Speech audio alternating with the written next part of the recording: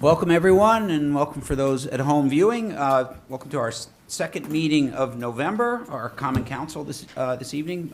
Madam Clerk, will you please read the adequate notice of compliance statement? Adequate notice of this meeting has been provided by the City Clerk's Office in preparation of the Council Annual Meeting Notice dated December 16, 2024, which was properly distributed and posted per statutory requirements.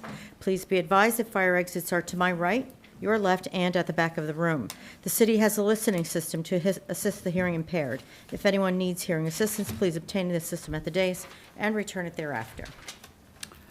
Thank you so much. Roll call, please. Mr. Boyer? Present. Ms. Hamlet?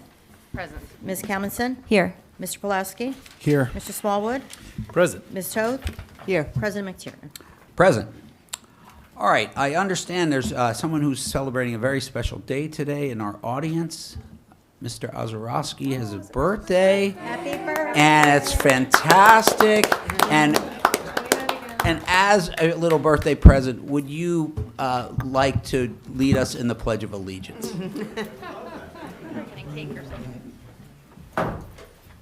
Allegiance to the flag of the United States of America and to the republic for which it stands, one nation, under God, indivisible, with liberty and justice for all. Thank you, and happy birthday again. All right. Madam Clerk, at this time, would you please read the explanatory note regarding closed session and hearings and comments? A closed session meeting as authorized by state statute was announced and held prior to the start of this meeting, and the known items for discussion were listed on the published closed session agenda. Please be advised that council meetings are broadcast live on Comcast channels 34 and 36 and Verizon channel 30, and rebroadcast on Thursdays and Saturdays on HTTV, on Comcast 36 and Verizon 33. When invited to speak, please come to the lectern, clearly state your name and address, spell your last name, and speak into the podium microphone so that your comments can be understood by all and properly recorded. Whenever an audience or council member reads from a prepared statement, please give or email a copy to the city clerk at cityclerk@cityofsummit.org. To help facilitate an orderly meeting and to permit all to be heard, speakers shall limit their comments to 3 minutes. Unless you are using an electronic device to follow the meeting agenda or need it for professional emergency contact purposes, please turn it off. Thank you. Thank you so much. Do I have a motion at this time to approve the minutes of the regular and closed session of November 5th, 2025? So moved. Second. All in favor? Aye. Opposed? Motion carries. All right, we are on our report section of our meeting. Madam Mayor, do you have a report for us this evening? Of course I do. Good evening, everyone. Thank you for being here. The season of giving has begun, and I'm excited to update you on ways to give back to your community and to celebrate with neighbors. Turkey Drive on November 23rd. The annual Turkey Drive, which is hosted by Other Fellow First Foundation, will take place from 1 p.m. to 4 p.m. outside of Summit Diner. Residents are encouraged to bring frozen turkeys, non-perishable food items, or monetary donations, and all of the contributions go to the Community Food Bank of New Jersey. And this year is the 25th anniversary, so we're celebrating with music, kids' activities. The emergency vehicles will be there for the kids to enjoy. There will be fire trucks, motorcycles, police vehicles, ambulances, face painting, all kinds of good things. So come out, and Mr. Chi will be there. I think there's some Summit Diner take yummy stuff that's going to be out, so come and enjoy it. Come and join us. Toys for Tots is collections underway through December 16th. You can drop off new unwrapped toys in the collection bin here in the lobby or at other locations around town, and those locations are listed on the city website. And these donations will help make the holidays brighter for our local children. Thanksgiving at the Community Center. On Thanksgiving Day, the Summit Community Center will host a free Thanksgiving meal from 12 to 2 p.m. for anyone who would like to join. Come enjoy a full Thanksgiving spread and celebrate with neighbors. Speaking of Thanksgiving, city offices are closed on November 27th and 28th, and that will be a parking holiday as well. And last, November 28th, was Miracle on Elm Street from 1 to 5:30 p.m. on the Village Green. There's dance and music performances, activities for the kids, ice skating, and our tree lighting. I'll be there, and I hope to see you there too. And warm wishes for a happy and healthy Thanksgiving to everyone in our community. Thank you. That was a great message. Thank you. Holidays are upon us. All right, our city administrator is not here this evening. She's at a wedding, I believe. I do have a council president report this evening. On Thursday last week, we had a well-attended town hall having to do with implementation of the rules concerning the lighting down at Tatlock. It was an open meeting. We had a lot of people advocating for their ideas on, some of the, what's the thing? Parameters. The parameters around when the lights could be used, how many games, who could use them, all sorts of different things. I thought it was a very, very productive discussion.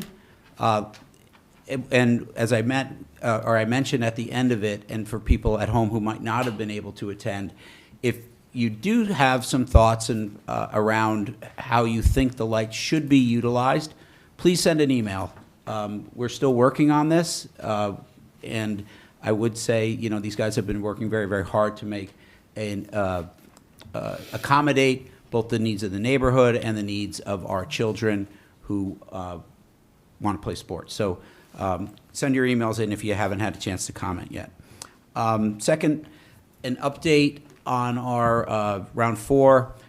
I don't have a lot to add versus our last meeting, and I know I'm sounding like a broken record. We are still negotiating with these 2 developers as well as Fair Share Housing.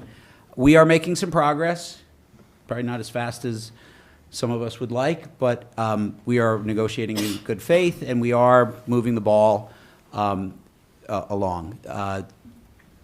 As we've talked about, this process does need to be wrapped up, I think, by the end of March.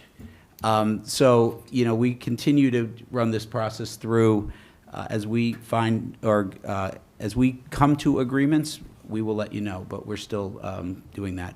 One part of our round 4, I'm happy to say, in our plan, we do have affordable housing units being created on the site of the old firehouse. That's in our round 4 plan.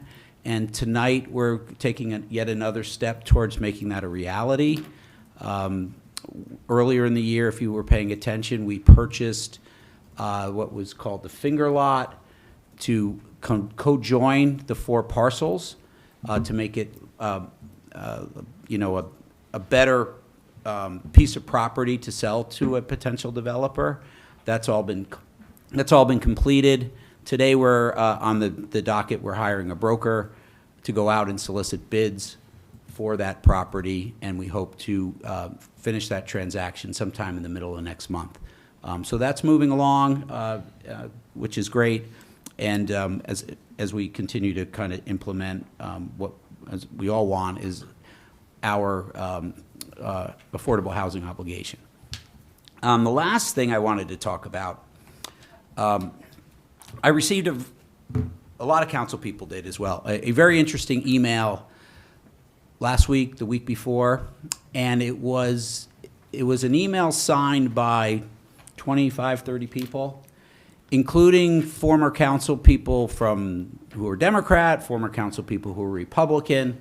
It was a broad swath of people. And you don't always receive emails like that from such a wide perspective of people.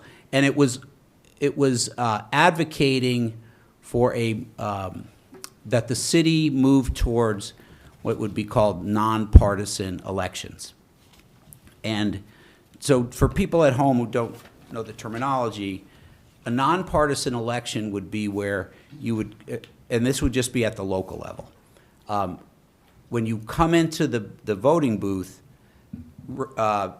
you would, for local office, meaning this council, you would not see a party affiliation next to a person's name.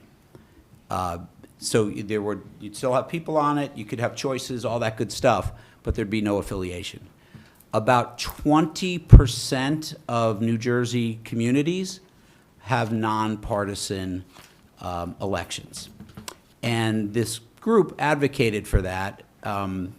They cited the the rancor around elections, the nationalization, and the vitriol that would go along with our elections, or lamenting it.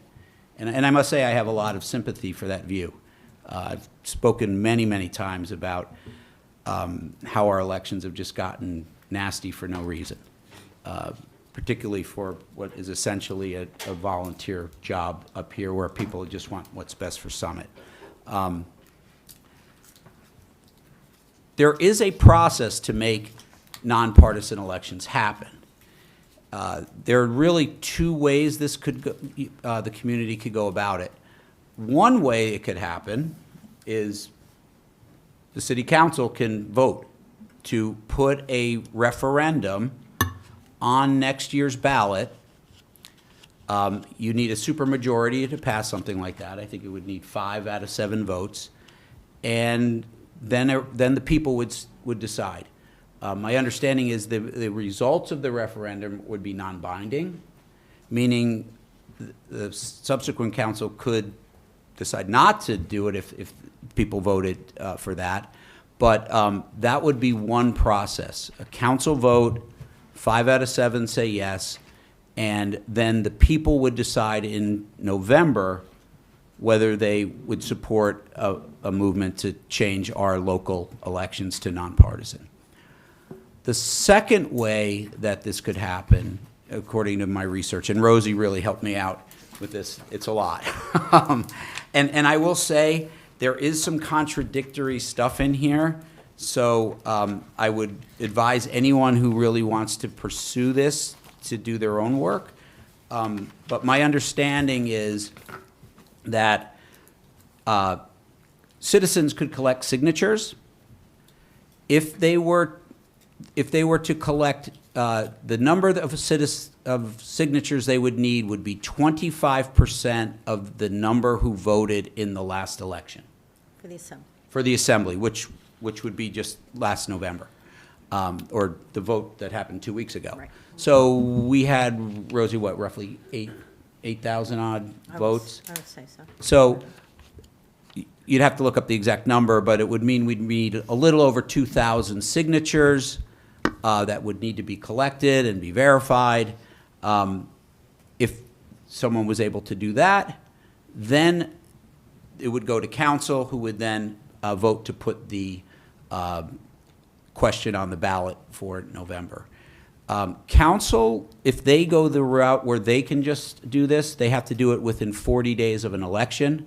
So they could, this council or council next year would have up to August to do this. If citizens were to do it, it takes a little longer. Their deadline would have to be, I think it's 85 days or 88 days, I think, prior to the subsequent election. So to do that, you'd have to have everything done sometime around in May, I think is the way the math would work. So those are the two methods. And like I said, I'm happy to discuss this further with people. I do have a lot of sympathy for the idea. There are pros and cons to everything in life around that. But like I said, I think we live in a wonderful community where people get along. We send our kids to school together. We play, we're on the sidelines together. We go to watch plays where our kids are up on the stage together. And we should be able to have elections that don't have a lot of mudslinging and don't get caught up in what's going on in Washington, D.C. I get it why that's dysfunctional. But I think things we can do to make our own local elections less dysfunctional would be better. So I'm happy to continue to talk to people about this. But as I said, there are two ways to do this. Okay? And that is my council president report for this evening. Okay. Councilman Pulowski, do we have a historical minute? We do. What? You know it's bad when I'm the IT I was going to say, the Wow. police chief is now the IT guy. Okay. You may be familiar with the apartments at the corner of Euclid and Beechwood called the Flynn. But before there was the Flynn, there were the Flynns. Old timers can tell you about the family business that used to be there, serving our community for over a century. I can't think of anyone better to do this historical minute than a member of the fourth generation of that great family, Dennis Flynn.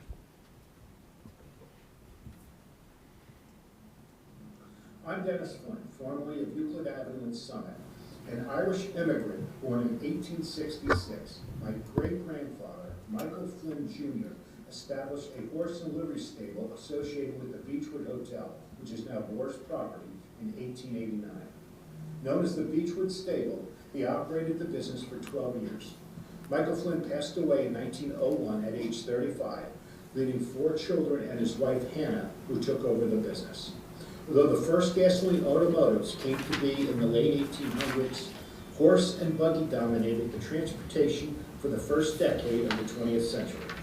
For a time, the business even housed a horse-drawn ambulance for Overlook Hospital. With manufacturing improvements like assembly line production, automobiles became affordable and Hill City citizens entered the automotive era.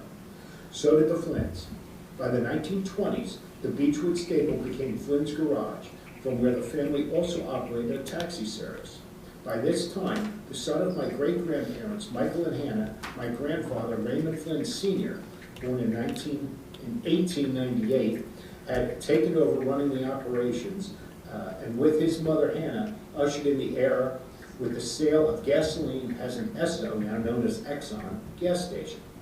The business became the oldest Esso Exxon station in the entire Northeast United States. In the 1920s and 30s, the Flynn family business thrived and continued to adjust to the advances in the automotive industry. In the late 1950s or early 1960s, the Flynns dropped the taxi service to concentrate on auto repairs. My father, Raymond Flynn Jr., born in 1925, known as Buddy, ran the business with Sr. until Buddy took over in the mid-70s. I had the pleasure of working with my father, running Flynn's Garage until Buddy retired in 2004. It was my privilege to continue serving the Summit community, thereafter running Flynn's Garage until I sold the property in 2013 to a local developer who turned the garage, the house next door, and the adjacent lot into a stylish rental property, which he named The Flynn. In honor of my family history and our proud tradition serving the Hill City for over 120 years. Thank you. Excellent. That's great. So I don't know who's familiar with Flynn's Garage, who's here. I'm sure a lot of people watching are. They're a great local mechanic. If you went to Lincoln School in the 80s and probably decades before that and decades after that, you've definitely filled your bicycle tires at Mr. Flynn's. One funny story I have is my dad was having electrical problems with his car, and he brought it in. And they said, all right, we'll take a look at it. And Mr. Flynn called him and said, well, you got a family of mice living in your car. They're chewing on your electrical wires, but we can take care of that. We've seen it before. So I'm sure he had lots of great stories like that. But great. Thank you, Dennis, if you're watching out there. We appreciate it. And that's it. All right. Great historical minute as always. Thank you, Councilman Pulowski. Okay, we're moving right along. We have a couple of hearings this evening, at least that's on the schedule. So the first one is a community programs and parking services ordinance. Madam Clerk, will you please read number 25-3361? An ordinance amending Chapter 7 Traffic, Section 7-8 Parking, subsection 7-8.5 Parking Time Limited on Certain Streets, subsection 7-8.5B2 Time Limit Parking Zones of the Code of the City of Summit. Thank you very much. Councilman Smallwood. Thank you, Council President. This is ordinance number 25-3361 to change the number of metered parking spaces on Park Avenue. The designated employee parking spaces on Park Avenue implemented in 2021 are currently being underutilized. After speaking with several nearby businesses, it appears that there is no longer a need for the number of employee permit spaces originally established. We will be voting to convert 4 of the 6 permit spaces into 2-hour paid customer parking. This change will preserve 2 spaces for all-day employee permit parking while creating 4 spaces dedicated to 2-hour paid customer parking. I moved this ordinance for hearing. Second. Thank you. All right, I'm going to open the hearing for this ordinance. At this time, would anyone from the public like to give a comment on this ordinance?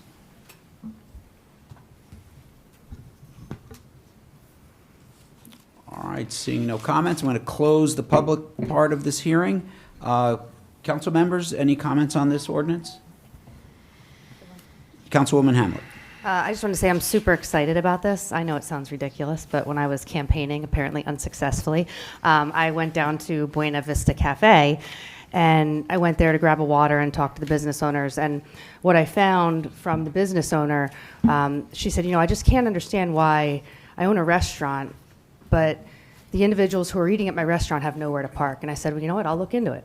And I contacted Nicole and contacted Kevin, and it turns out we didn't need all of those spots to be employee spots. So I guess I would just say I would encourage the community to just keep telling the new council and the current council, if you think it doesn't make sense, it may not, and it's just a simple fix. If it doesn't make sense to you, come to City Hall, ask Rosie.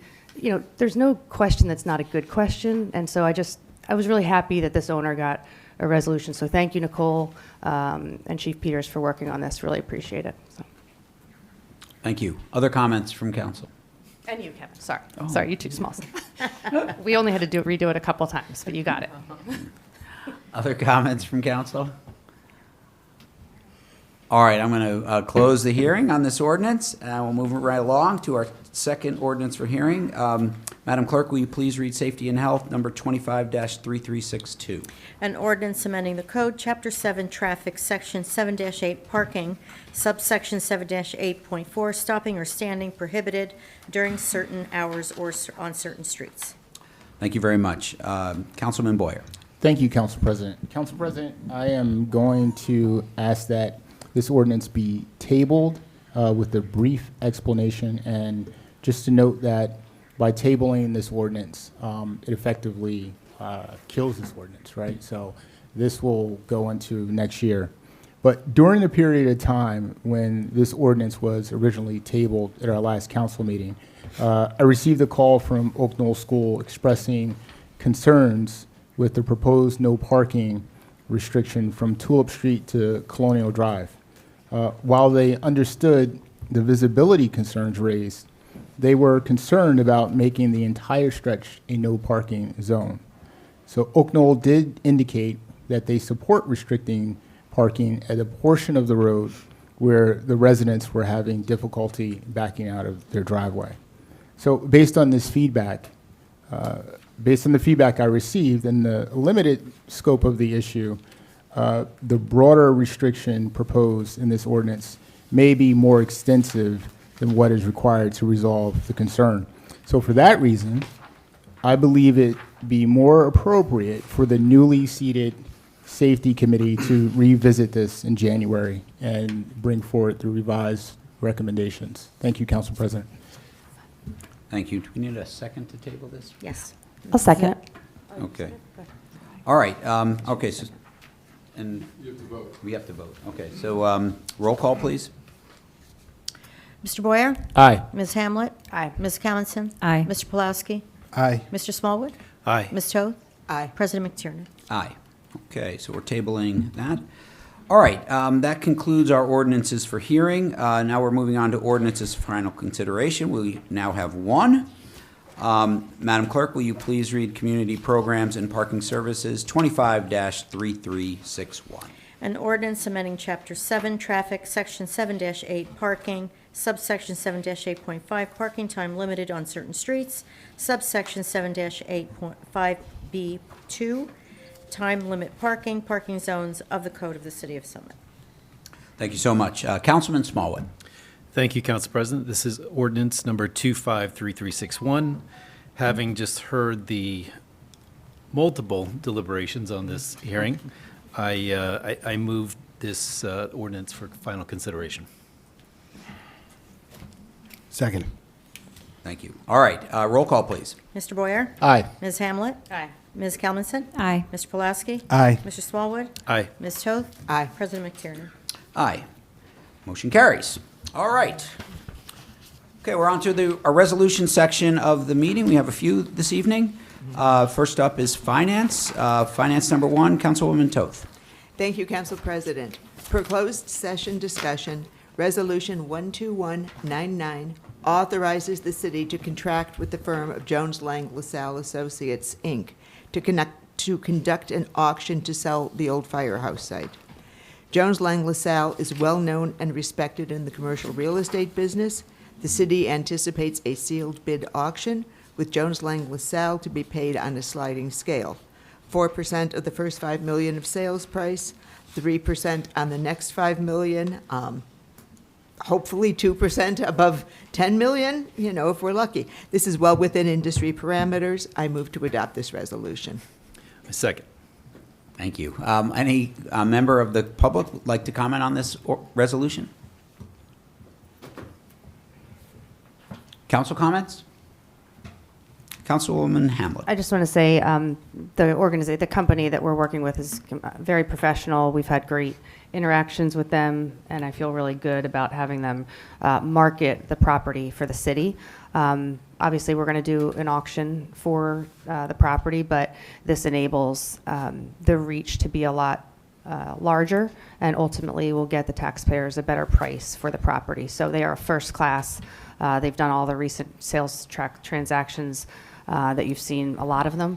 So we're in the best of hands, and I fully support this resolution. Thank you. Other comments? Yeah, Council President, I'd like Yes, to Councilman Boyer. second Councilwoman Hamlet's notion about JLL. I had the opportunity to work with a bunch of their employees when they were property managers for Horizon Blue Cross Blue Shield, and they are an amazing company. So I think that the city is in good hands, and I support this. Thank you. Thank you. Other comments? Yeah, I would just say a couple of things. This is a very long, winding road that the property at the firehouse has taken. I was first approached around this idea to declare the firehouse an area in need of redevelopment over 10 years ago, when I was on council back then. And it kind of sounded like a good idea. You could work with the developer, you could get what you wanted out of the site, you could put all these conditions on and make it to be what the community would like. All these things sounded fantastic. In addition, you could structure payments through what's called pilots, payment in lieu of taxes, where the city would keep the bulk of it. You wouldn't have to send that much down to the county. All these great things. Sounded great. I remember there was a council person who had just gotten off the board. He served for 9 years. Many of us know him. He's a great person, Tom Getzendanner. Great volunteer for our community. He grabbed me and said, Mike, in our zip code, 07901, we don't need to do an A&R. This is crazy. Auction it. You get the highest price. And I said, Tom, come on, look at all these great things you can do with the A&R and stuff. And I admit, he was 100% right. I was 100% wrong in making that decision. And, we went through it, and, the rest is history, as they say. We ended up with the Broad Street West problems, and the community came out and completely rejected, this massive overdevelopment. I give council a year ago a lot of credit for rezoning this, taking this property out of A&R. And here we are with a zoning in place that's much more reflective of the values of our community, much more reflective of our master plan. This is a big part, as I mentioned earlier, of our round 4 obligation to do this. And here we are. We will see what it is worth.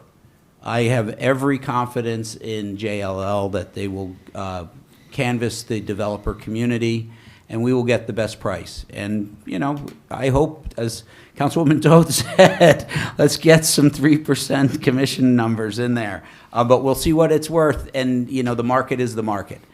So I'm excited to have this happen. So I support this as well. All right, all in favor? Aye. Opposed?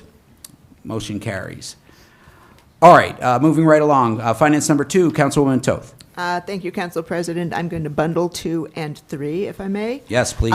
Resolution 12258 authorizes the city to contract with Magic Touch Construction Company to provide on-call plumbing services for 2026 and 2027.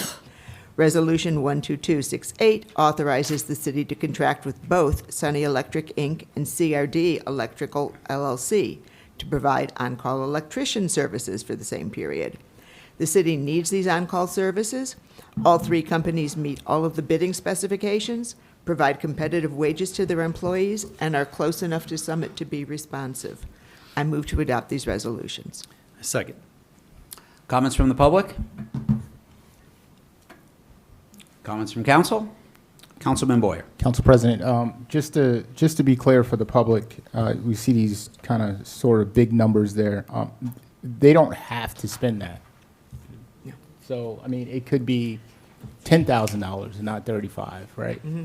So the idea to have them is just so that we don't have to be in a scramble to find somebody to fix something relatively quickly, like our pothole next to our firehouse, right? Something like that. So I know Director Schrager would appreciate that. So thank you.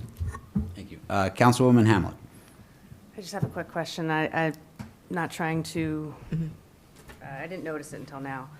Is there a reason that in the award bid, it says not to exceed 20,000 per year, Claire, but in the memos, it says not to exceed 35,000? There's 2 different, There's 2 different we ones. bundled the 2.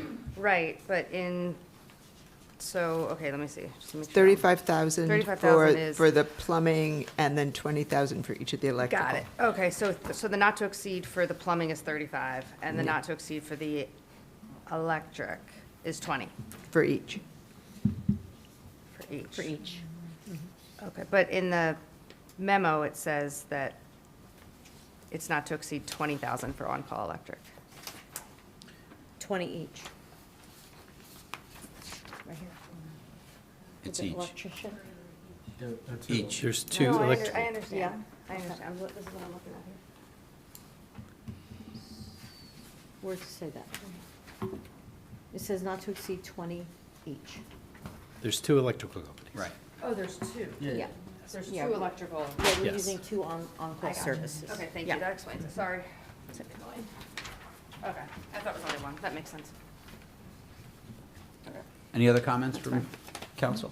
I was going to say, plumbers make more money, but maybe not, I don't know. All right, all in favor? Aye. Opposed? Motion carries.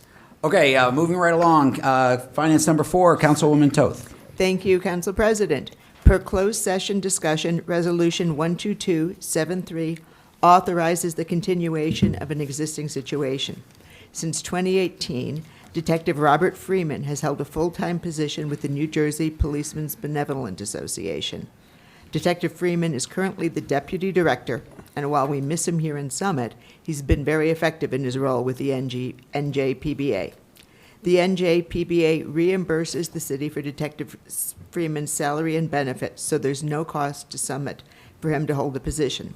And should the city have need of Detective Freeman's services, Chief Peters can recall him to active duty. The city entered into an agreement memorializing all of this with Detective Freeman and the NJPBA back in 2018. That agreement lapsed at the end of 2024, and Resolution 12273 reinstates the agreement through 2028. I move to adopt this resolution. I second. Comments from the public? Comments from council? All right, all in favor? Aye. Opposed? Motion carries. All right, last finance, number 5, Councilwoman Toth. Okay, thank you, Council President. Per closed session discussion, Resolution 12278 authorizes a payout of 70 hours of compensatory time to Sergeant Jeffrey Peer. This is permitted under the city's collective bargaining agreement with the Summit PBA local, and Sergeant Peer has requested the payout in writing. I move to adopt this resolution. I second. Would anyone from the public like to comment?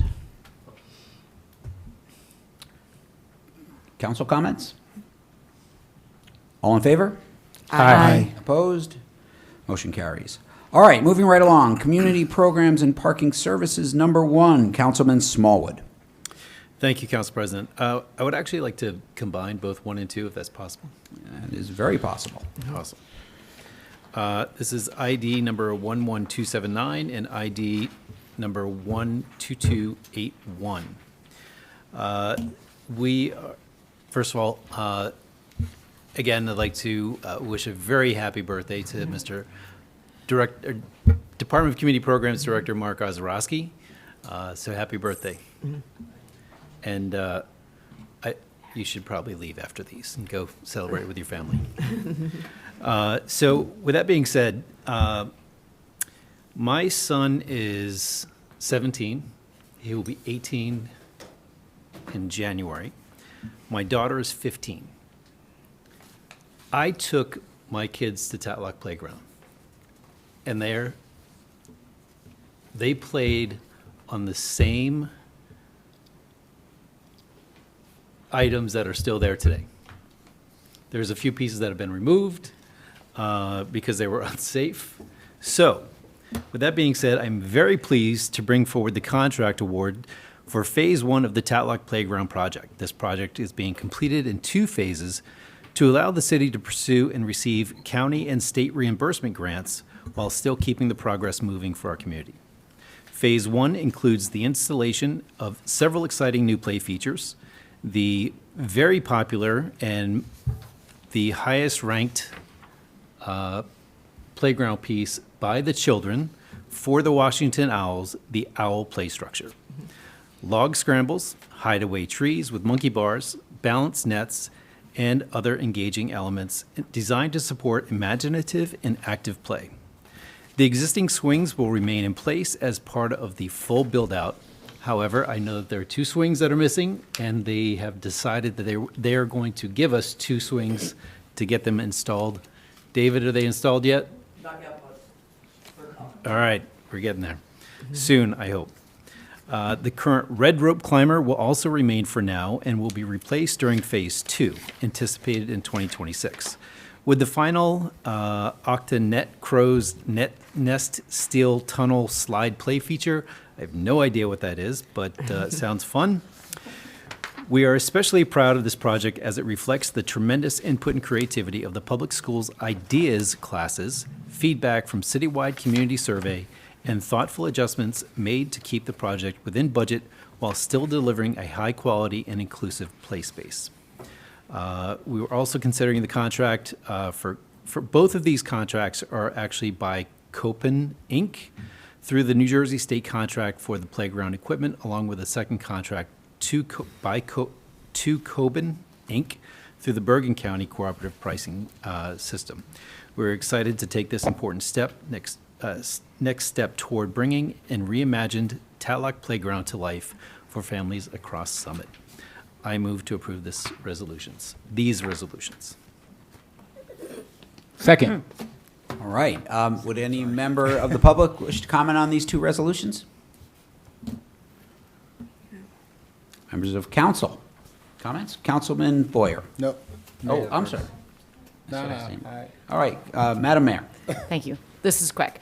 I just want to make sure that we recognize the IDEAS students because they were really thoughtful. This was a project that they come to me every year and ask, the teacher comes and asks for what the children can do to give back to the community. So it was really fun to have David work with them and come up with this really fun idea. And they really got into it and they did a great presentation. So I just want to make sure that we thank them for their input. Very good. Councilman Boyer. I have to say, before council, I did not know how expensive playgrounds were. someone said, "Hey, we're going to put it in the playground." I was like, "Yeah, let's go, let's do it," right? And then it was like, "Yeah, it's, $500,000." Like, what? What's going on? I'm so happy to see this come to fruition. I think I'm the only person up here that is a Washington Owl.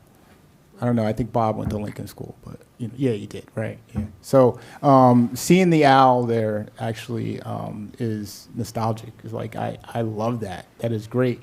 And by the way, those kids are smart. That's their idea. That is great. Those Washington School kids are smart. I gotta tell you. Wise.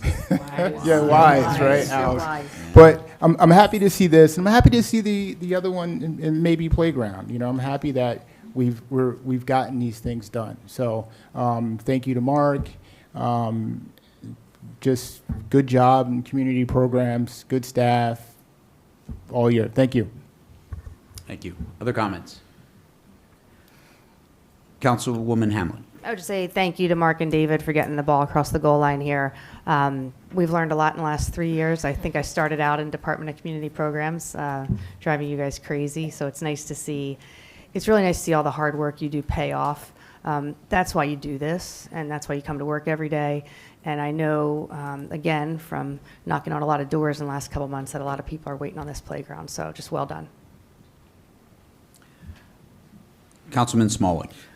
Thank you, Council President. So I just did want to give a special thanks to Mark and David from Community Programs, because it was their idea to have the community engagement survey, but also using the public schools ideas classes, so that you've really got the feedback from the students and the kids that actually use it on a day-to-day basis.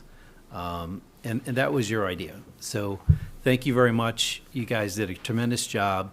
I'm glad that we're able to do this in phases. One of the things that you have to decide when you're looking at a playground and how to replace it is you actually start from the bottom up, right? Are we going to keep the same kind of flooring, or is it going to remain natural? Are you going to use something synthetic? And I think we ultimately, that's the reason why it takes so long to kind of plan things out, other than, getting the money for it, is figuring out what you're going to put in it, which the kids told us what they wanted. And that's what we're doing. And does it take a little bit longer? Does it cost a little bit more? Yes. But you know what? That's what the kids wanted. And we're fortunate enough to be, I think not only are we getting some grant money for this, but there was a lot of donations for this as well. And so we're very fortunate that we have a very giving community. And the Elks did a great job in raising some money for us as well. But this is a long time coming, but because we're keeping the natural flooring of this, right? Did I say something wrong? Okay. All right. You looked at me like I was like, all right, happy birthday. Anyway, basically just want to say that you guys did a great job keeping the same type of natural flooring of it. Not flooring, but like the natural, what do you call it? Surface. Cover? Surrounding, thank you. We're able to do this in phases. Because if you do something synthetic, then you've got to basically do it all at once. And I think this is a fantastic job of getting, a lot of this done as quickly as possible. So thank you very much. Thank you. 2 seconds. Yes, Councilwoman Hamlin. I just want to also thank the unsung hero of a lot of this is Director Schrager's department. There's a lot of things that go behind the scenes that he's not getting any awards for, but it's very, very complicated, and there's a lot of coordination that goes on between Director Schrager's department and DCP. It's really complicated, lights and engineering plans, so thank you to Director Schrager and his leadership. You don't get a lot of thanks for the playgrounds, but you are behind the scenes 100%. Thank you. Other comments? Yeah, I would just echo thanks to Mark and David. This is great, and it's fantastic when you get so many aspects of the community involved in a project, and it'll be awesome when it comes to fruition. From the children, from the donors. We have Councilman Smallwood said, an incredibly giving community that help out and make these things happen. And it's great. This is not the only playground that we're working on right now. So really, these are these infrastructure investments that you have to make. They cost money, but you need to prioritize things like this for our community. So I'm really, really happy that we've done this. And, maybe you guys next year can do like a team building thing on the Owl or something. It'd be really cool. Good luck. So, yeah. All right. All in favor? Aye. Opposed? Motion carries. Okay. Moving right along, Law and Labor has a few. Councilman Pulowski, Law and Labor number 1. Thank you. This is resolution ID number 12290 to authorize the sale of real property at 396 Broad Street, which is the old firehouse property. We've discussed the sale of the old firehouse site, which is now known as the Morris Broad Crossroads or MBC zone, for a long time now. The Summit Fire Department is fully operational at its new space, and we have received an appraisal valuing the property to be at least $4.6 million. The city needs these funds to service our debt on the new firehouse in particular, address deferred maintenance, and to operate the municipality. Selling this property is important to the municipal budget. This resolution sets the minimum for what will be a sealed bid auction at $4.6 million. I move to adopt this resolution. Oh, second. All right, comments from the public? Comments from council? Councilman Boyer. Thank you, Council President. This is a great move. The city and us council, we're obligated to manage public resources efficiently as possible. And selling the property and using the proceeds to reduce debt reinforces our long-term financial stability, and that is responsible governance. This strategy also protects you, the taxpayers, from increased taxes. So I'm looking forward to selling this property. Hopefully we get way more. Summit's a popular town, so hopefully we get way more than the minimum. But I support this. Thank you, Council President.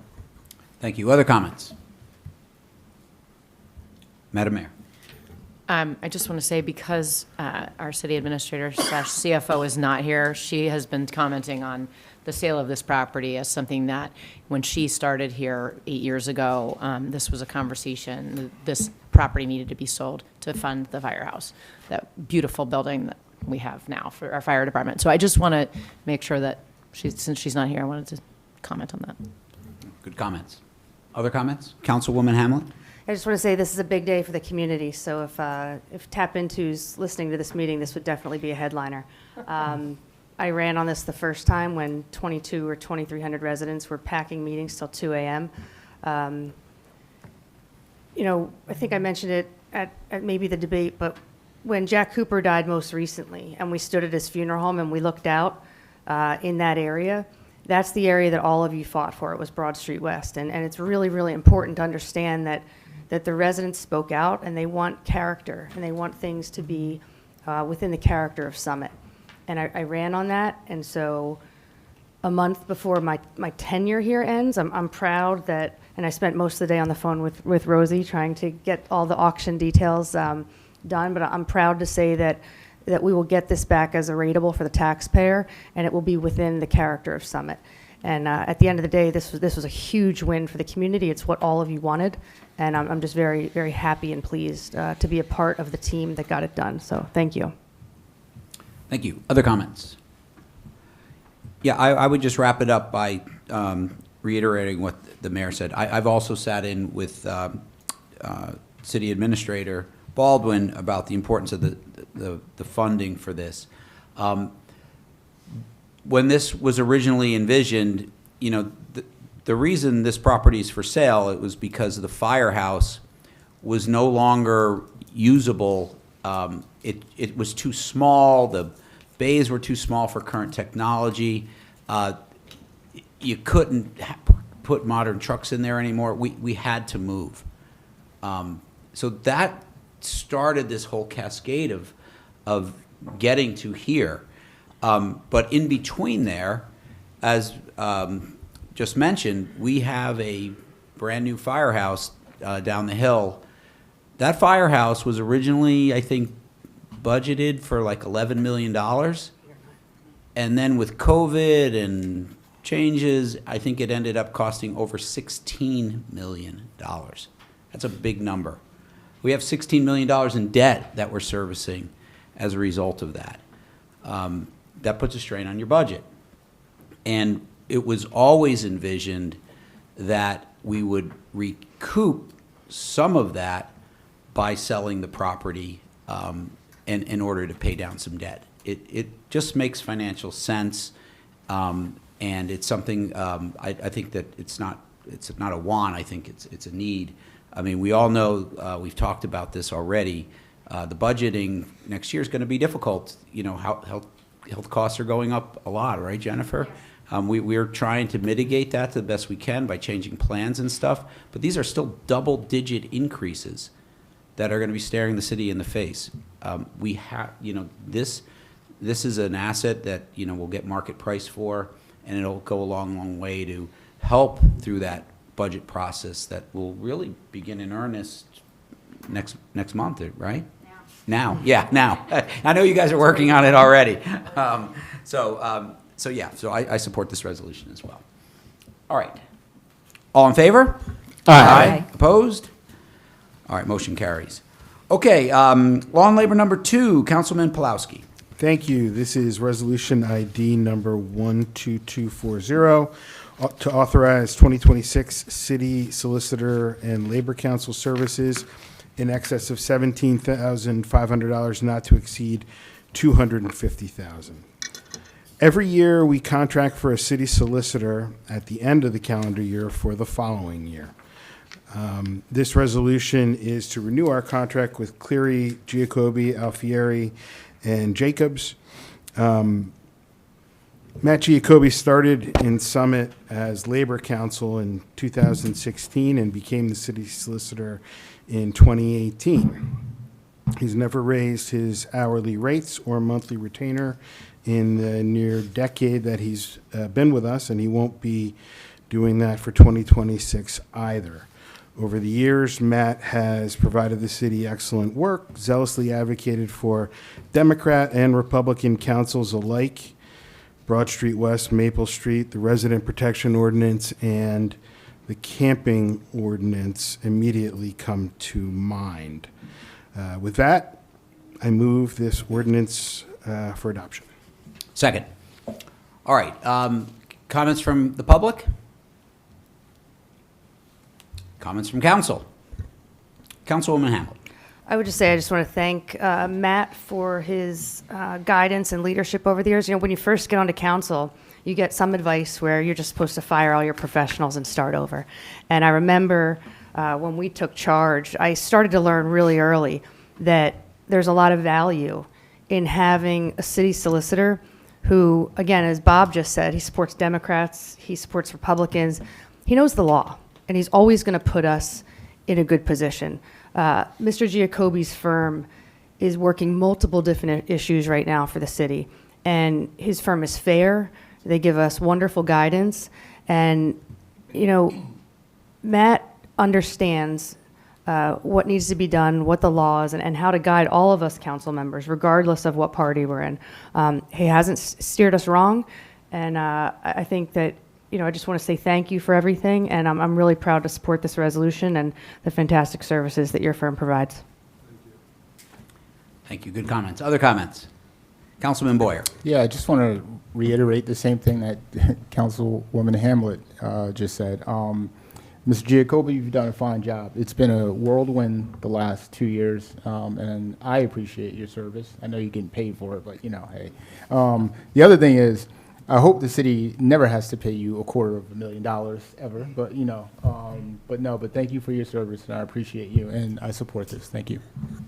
Thank you. Other comments? Councilwoman Commelson. Thank you, Council President. I'm going to vote no on this simply because we have a new council coming in, and I think that they need to be a part of the discussion since this is a contract for next year. I'm just saying I want them to be a part of the discussion, so I'm just letting everybody know now. Just a question. Councilman Commelson, your committee put together a RFP schedule for our professionals, right? Is the city solicitor is part of that, right? Yes. When is the city solicitor roll up? We just literally did this. So when is, I as part of believe this schedule where we decided to spread this out over a few years, I think we just did the auditor, did we just RFP the auditor, which is great, and I appreciate what you guys did. I thought there was a recommendation when the solicitor would come up for RFP, which you guys put together. So I'm just a little confused as why you're changing your mind now. Well, I'm not, I mean, I can't always see into the future. Nobody can see into the future. People have expressed concern about ways some meetings have gone, and I just think it's a discussion I'm not ready to say yes to tonight, is what I'm saying. I'm just, members of the public have expressed concern. I was just trying to give everybody a heads up to let you know. Like, I know that it's going to pass, and I'm just trying to be upfront and say that I was going to vote no. All right, I'm just confused. Like, we have professionals. They're professionals. They serve all of us up here. They don't care whether you have an R or a D next to your name. I don't even ask, I couldn't tell you what their political affiliation is. That's how it should be. I completely agree. When we talked earlier, we shouldn't have professionals forever. There should be a process where we vet them every so often in order just to make sure we're getting good service and such. And I have no doubt if we RFP'd during the schedule, Matt's firm would perform very, very well around that. But we have a schedule for a reason. This just seems arbitrary to me to decide now we're changing council and we're throwing out what was a well-thought-out process in order to RFP professionals. It's arbitrary. It makes no sense. We change councils all the time. Professionals shouldn't be, there's a litmus test now. You have to, this is just can go down a bad rabbit hole around trying to, I have to worry who's going to be elected. Have to change how I behave my job. Really, really slippery slope here. We had a system in place where you put it together, Councilwoman Commelson, that was very transparent. Every year we're going to do a few professional services. The people will know, the staff will know who they have to deal with. And it's a process. It should be a transparent process. It shouldn't be arbitrary. Oh, we're changing now, so we need something to change. I completely disagree with that logic. Completely. Matt has been nothing but professional. Nothing. I've sat here for 15 months during some very contentious meetings, and he's been nothing but courteous and kind to the public. Always. And to bring this up, it's just, again, I completely disagree. He deserves our thanks for the job that he's done. It's been amazing. And the reason we do the city solicitor in December, because it's one of the most important roles we have to have. And to just say I'm going to vote no, we need a city solicitor in the seat January 1st. That's why we do it now. It's never been, oh, we have a change in council. We're going to change out our solicitor. Never. Ever. Because that is arbitrary. See how it goes. Stick to your schedule that you work so hard on. That's how this should work. And again, I couldn't be more pleased with the work that Mr. Giacobi's done. He is knowledgeable. We have gone through some incredibly difficult, negotiations and processes. I sometimes shirk at the bill, but it's not his fault that we're in some of these situations. And he's provided excellent advice, fantastic advice to myself, and I don't want to speak for others, but for other people up here as well. And I do know the staff lean on him very, very hard, and I 100% support this resolution, hiring him again. Councilwoman Hamlet. I would just like to say, for the 2 years before I was on council, there wasn't any resident in Summit who probably argued with Matt more when I was standing at the podium. So when I got elected, or just challenged him, when I got elected, I thought, here I was arguing with about the Broad Street West project, how am I going to work with Matt? And, he's a professional. And throughout my last 3 years, we didn't always agree on everything, but I would have the adult conversation with Matt, like, hey, how could we handle this differently? Or, maybe I'm not thinking about this the right way. Can you give me guidance? And as an elected official, that's why you lean on professionals. And, what's really scary with your comment, your one charge last year was to get this RFP. Admin really doesn't have a lot on their plate. I have 12 resolutions tonight, like 45, 50 pages. What's scary is that we didn't have these discussions this year, because the next thing I'm afraid that'll happen in January is you want to fire Serenian's firm for our affordable housing firm. So, if our professionals aren't leaning your way, does that mean that we get rid of them? That's what's really, really scary. And as elected officials, you have conversations with professionals if you have a struggle or you're concerned or if they're acting unethical. I mean, Mark Leckington, our administrative agent, is one of the best in the state. And I have no idea what his political party is. I probably have a feeling, but he's phenomenal. I mean, I call him a couple times a week. I mean, these are professionals, and if they're doing something unethical, we had a process to go through the RFPs. That was in our committee. That was our job. And if we didn't do that, we should have had those discussions in committee. And I'm sorry you're having to go through this tonight. I am as well. It's okay. Councilman Smallwood. I will be voting yes for this, because I don't know what I'm going to do next year other than text you and give you the under and over of when the meeting's going to end. No, you've been, my 2 years here have been tremendous working with you. You've been extremely responsive whenever I needed you, had a question. And, I wanted to thank you for your service. And, you've, as Council President mentioned, you've worked on both the majority of Democrat councils and majority of Republican councils over the last decade. And I just don't understand how you're, as an independent advisor to us, not as a political advisor. And I want to say you've done a tremendous job. Thank you very much, and I will be voting yes for this. Are you hiring? Yeah.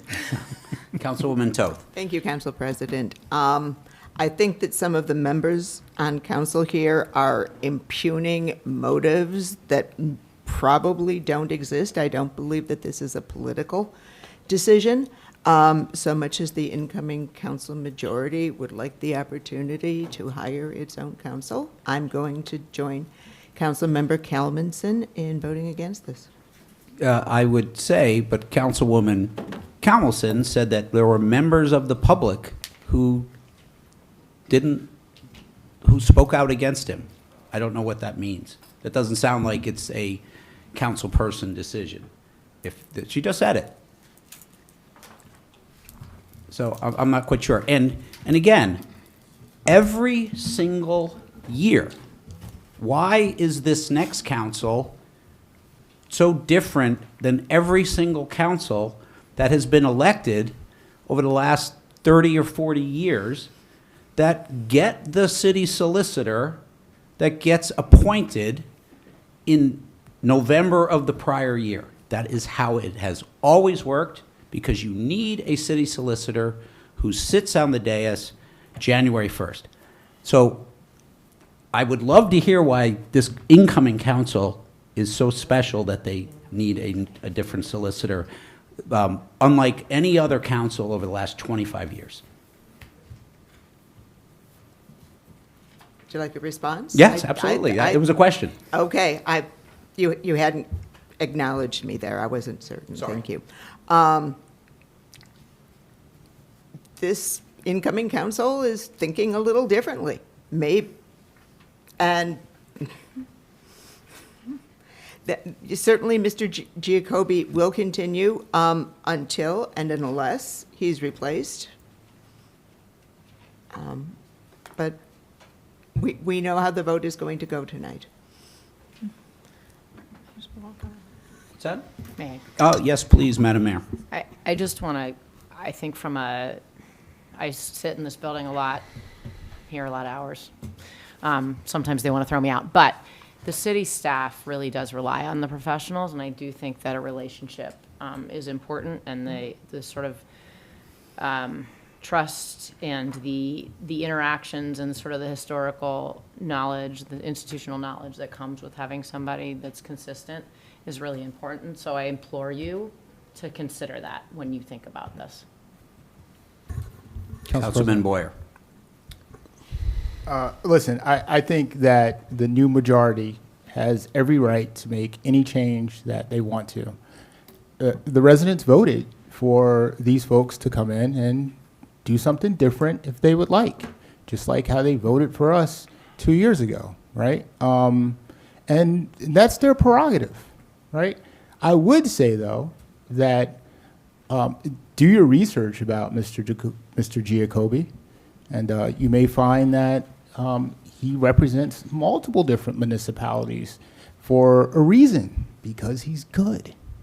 So, I mean, you don't want to throw out the baby with the bathwater, right? So what you see on television or YouTube or whatever, that's not private legal counsel, though. Private legal counsel is different. The conversations that you have one-on-one or with the group with your attorney is that's where you're rating a person, right? Like, so I would say, you know, my advice, you take it or leave it, come in and see how that counsel is, right? See how he advises you, and then, you know, make a fair judgment of what you would like to do. But again, the new majority has every right to come in and vote. This is a council-heavy government style, right? You have every right to make any changes that you want. The residents elected you to do it, and you know. But, Mr. Giacobbe, I support you. No, I support this resolution, though. Thanks. Council President. Councilman Pulowski first. The only thing that I would add to all this is, if there were complaints about how meetings were being run, I don't know if they came yesterday or 6 months ago. I would have liked to have heard those complaints. I would have liked to have had them passed on. And when I spoke to Councilwoman Toth about this, you know, her explanation as to why she didn't want to go with this resolution was that, you know, it's been 10 years, it's time to go out for an RFP and see what else is out there. But since I'm getting from this meeting is that the new council has already had discussions and decided that they want to hire somebody new. And I would have appreciated knowing that too, and why. You know, maybe I would have voted differently tonight, but I'm voting for this. Councilman Smallwood. I just want to reiterate that what Councilman Boyer just said. I agree wholeheartedly with, and the new council has every right to make any decisions. But one of the things I want to touch upon is, you may hear from residents about Mr. Giacobbe, but he doesn't represent the residents. He represents this council. He protects this council. And he has done a phenomenal job over the last 10 years. His job is not to protect the residents. He's our attorney. And, you know, this is one of the things, very few things, that if a resident came up to me and said, hey, I don't like Mr. Giacobbe. Mr. Anonymous didn't like Mr. Giacobbe. I think they made up for whatever reason. But, you know, it doesn't, for me, what I would explain to them, like, well, listen, he is our attorney. He represents us. He protects us. He makes sure, his job is to make sure that we are doing everything within the legal structure of this council. And I agree. From a payroll standpoint, I mentioned to Jennifer and Tammy, I think Jennifer, but Prime Point is our payroll company. I think they've done a great job. I think they charge too much for their time and attendance. And I think that should be on, you know, an RFP at some point within the next year. I think we just signed their contract within the last couple of weeks. But, you know, again, what Council President mentioned, you're an admin. If this is something that you wanted to do to go out to RFP, then it should have been on the agenda. And it wasn't. But now that the election's over and there's a new election, now all of a sudden you want to put it out to RFP. Or you're not going to support this resolution to support this. And I find that challenging. And again, he's here to protect us, and he's done it for both Republicans and Democrats who have had the majority of this dais. Thank you, Council President. Thank you. Other comments? All right, all in favor? Aye. Opposed? Nay. Motion carries. All right, Law and Labor number 3, Councilman Pulowski.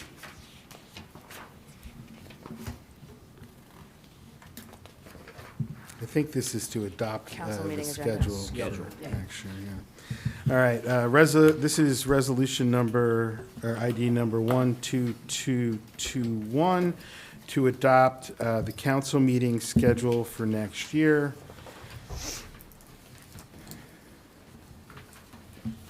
Which specifies that there are no meetings in August. I move to pass this resolution. I second. All right, comments from the public?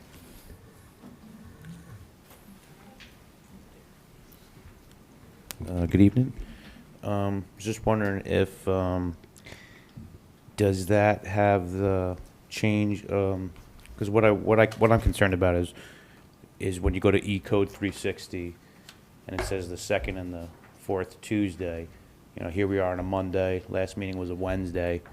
I just want to make sure that that's specified in the new meeting schedule, because it's inconspicuous for people who aren't completely familiar with the town. It's because I consider that it's like you're in violation of your own ordinance, you know. I know you guys put out the annual notice. I'm not sure if you guys put the public. I didn't really follow it like that, but it's just it should specify the day of the meeting as well. Thank you for your comments. Other comments from the public? Comments from council?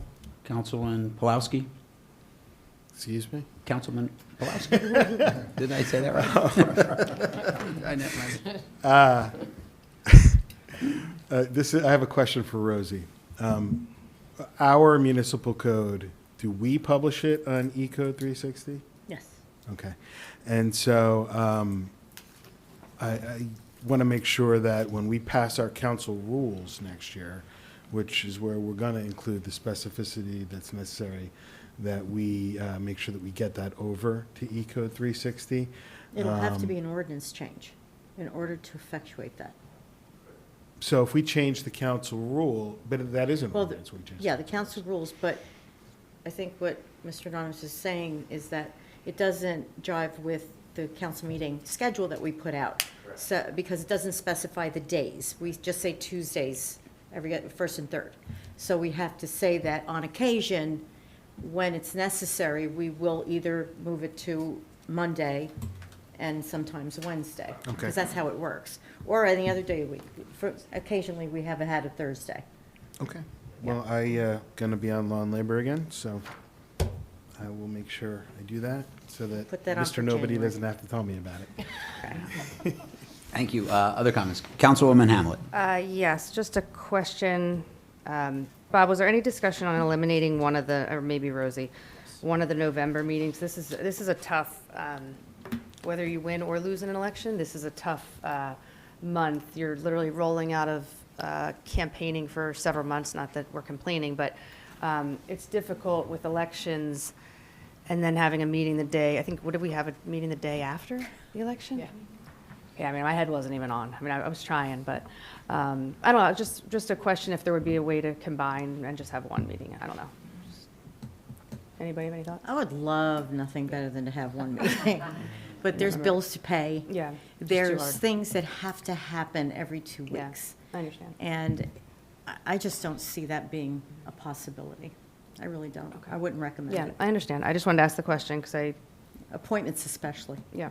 yeah. Okay. Other comments from council? Councilwoman Toth. I was just going to point out that in 2026, unlike the last couple of years, there are no public school, or no high school or middle school graduation on Tuesday. So our second meeting in June will in fact be on the Tuesday and won't catch anyone up short this year, this coming year. Other comments? All right, all in favor? Aye. Opposed? Motion carries. All right, moving right along to capital projects and community services. Number 1, Councilwoman Hamlet. Thank you, Council President. This is number 1 of 12, so everybody bear with me. I have a lot on the agenda tonight, so ask for your patience. This is the first one, Resolution ID 12263, which is to award the bid for emergency sewer repair to Mesorcola Excavating in the amount of $209,240, in accordance with the city treasurer's certification of availability and funds, a copy of which is attached to this resolution, and as recommended in a memo from the city engineer, bids were rewarded to the lowest responsible bidder, and that was Mesorcola Excavating. I'd like to move this resolution. Second. Comments from the public? Comments from council? All right, all in favor? Aye. Opposed?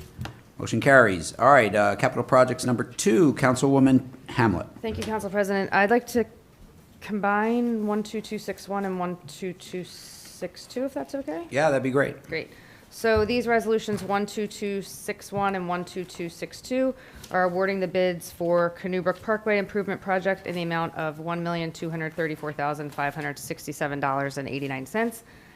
In addition to awarding the bid for Mount Vernon Avenue and Kent Place Boulevard Improvement Project in the amount of $419,085. And the, sorry, just give me 1 second since I'm combining these. Okay, so the bid for Mount Vernon Avenue and Kent Place Boulevard was awarded to AJM Contractors in Clifton. That's right. Yep, that's right, sorry, coming. Just get to the next one. And the bid for, sorry, I knew I shouldn't have combined these, and I get out of rhythm. This probably would have been easier. Aaron, the name of the, for Canoe Brook? Through you, Council President, it's Portofino That's right, Portofino. of Springfield. Okay, yep, I got it, sorry about that. Yep, Portofino Builders out of Springfield, and all of the capital accounts are attached. So I'm really excited to award these bids. Great job, Director Schrager. We're going to be getting sidewalks on Mount Vernon. I knocked on all those doors. Everybody was supportive except for 1 or 2 households of those sidewalks. Canoe Brook Parkway overwhelmingly wanted the sidewalks, and just really excited for to keep those residents safe. And it was a long process, but it was one I know you're going to be glad to put to bed, Director Schrager. I would just ask that we work with the community and make sure that we take as little trees down as possible and just hold ourselves to a higher standard when it comes to that neighborhood, because we all know they'll be up here hollering if we don't get it right. So I'd like to pass both of these resolutions. Second. Comments from the public? Comments from council? I would just, Rosie and I were just commenting. So I just did the math. The total bid is 1,2,3,4,5,6,7.89. And I was like, that can't be right. But I just literally added it up. It does come out to be that way. Is that correct? The question, yes, Director we Schrager? checked it numerous times as well. The question is circumstantial, or were they trying to be cute? Either Yeah. way, it's pretty good. pretty impressive either way. but- Yeah, in both ways, yeah. Other comments from the public, or from council, I'm sorry. The only thing that I would like to say, Council President, is that I'm happy to see that a lot of the drainage, the sewers were included in there. I know that was a big concern of the residents. Flooding is always a concern in Summit, and to see that included in there was a big win. So thank you, Director Schrager, for adding that, thinking about that as well. Other comments from council? Councilman Smallwood. Yes, I would just like to mention that I'm really happy to see that the Mount Vernon and Kent Place project going through. I know this was canceled two years ago, and they 3 years ago. And they've been waiting for this for a long time. And I remember walking on it about 4 weeks ago, and it was getting about 5:30, 6 o'clock, and I felt nervous, walking around that little short bend, and I couldn't imagine living on that street. So I'm very happy for those residents. So thank you, Aaron, for getting that done. Thank you. Other comments? Councilman Pulowski. Yeah, I just want to echo Councilman Boyer on the drainage. That's been my refrain throughout this process.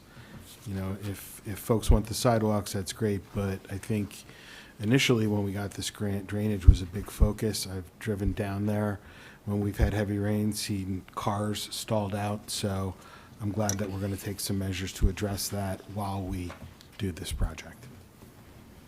Thank you. Other comments? All right, all in favor? Aye. Opposed? Motion carries. All right, capital projects number 4, Councilwoman Hamlet. Thank you, Council President. Resolution 12205. This is to authorize ESC New Jersey Co-op contract purchase for one vehicle lift in the amount of $56,301 in accordance with the city treasurer's certification with the account numbers attached, which is attached to here, pursuant to Educational Services Commission of New Jersey Cooperative Pricing Contract 2425-14. Purchase order in that amount to Hoffman Services in Newark. So I'd like to move this resolution. Second. Comments from the public? Comments from council? All right, all in favor? Aye. Opposed? Motion carries. Capital projects number 5, Councilwoman Hamlet. Thank you, Council President. So I'm just going to give a quick explanation for my own sanity on this one. So we just completed the temporary repairs of the tier garage. So there was a lot of concrete falling from the ceiling. So we had passed a resolution a few weeks ago in order for those repairs. You're probably doing a much better job explaining this than me. In order for those repairs to be finished, this resolution will give us authorization for ONS to do the plan for the entire garage going forward. Is that correct, Director Schrager? Yes, through you, Council President. What was done recently was the garage was made safe from delaminated and deteriorating concrete. So we were able to open up a fair amount of spaces, but that is just really opening spaces for now. Now we need to do the work. There is high estimates for what that work will cost, but this is the cost to hire a professional. ONS is very reputable. They've been working for the city for a little bit to prepare the construction bid documents and specifications for the next phase of that improvement.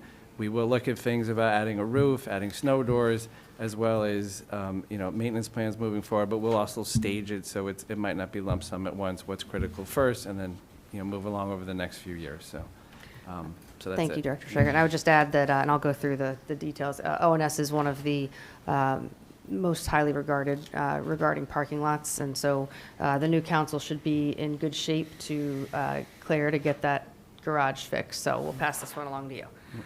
So this is Resolution 12255, authorizing professional services agreement in excess of $17,500 for engineering services in the tier garage rehabilitation not to exceed $78,000 for ONS Associates.